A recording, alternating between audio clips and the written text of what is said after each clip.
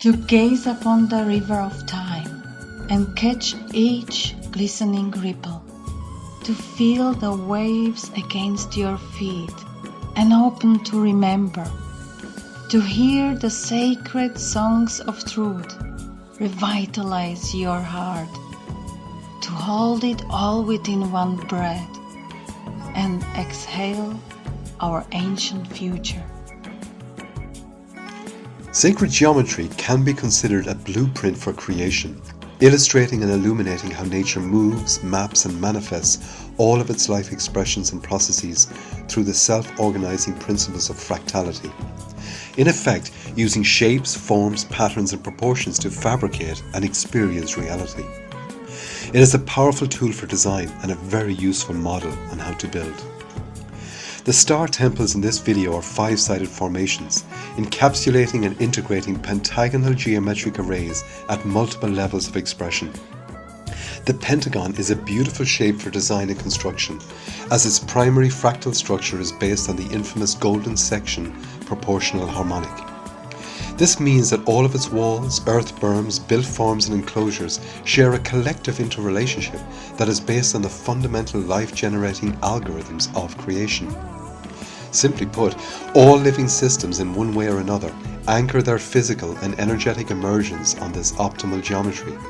And when we design and build with this coherent pattern language, we automatically resonate and align with the primary principle that underpins reality as we perceive it.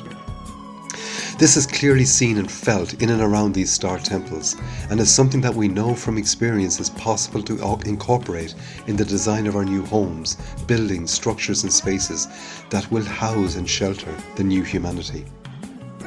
There is an architectural adage declaring that form follows function, or indeed function follows form. But with the star temples, as with the new designs, these principles are taken to high levels. This is immediately obvious in the intimate relationship between star temples and the element of water. The majority of these structures are located on or next to bodies of water, whether they be rivers, lakes or seas.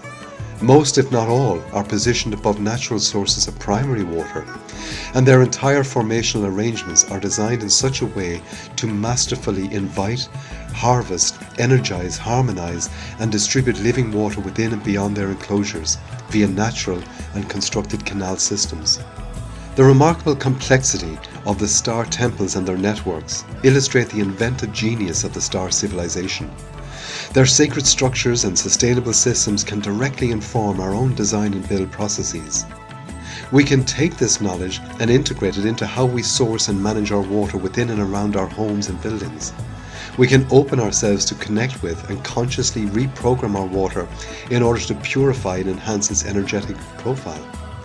We can give it opportunity to flow harmoniously into and throughout our spaces, stimulating our senses.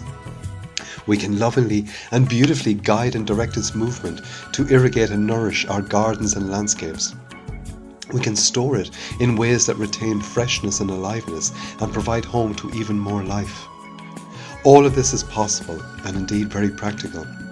It has been done before, and now we are remembering the truth of it, and are in turn inviting you to experience it with us. Before they moved to another realm, which was vibrationally suitable to their level of consciousness, they created a species based on their own genome, which we call Human 1.1. This human inhabited similar bodies and partially inherited their abilities, wisdom, and creativity. Even though there was a vibrational drop, they were equipped to stay in contact with them through other dimensional vision and perception. Years after they left, this human successor was compromised by a parasitic race, which resulted in a disturbance of natural harmony. Unity was broken and peace lost.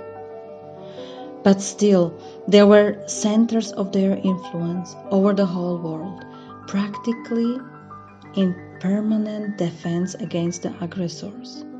And so the fight for our soul began and persists to this day.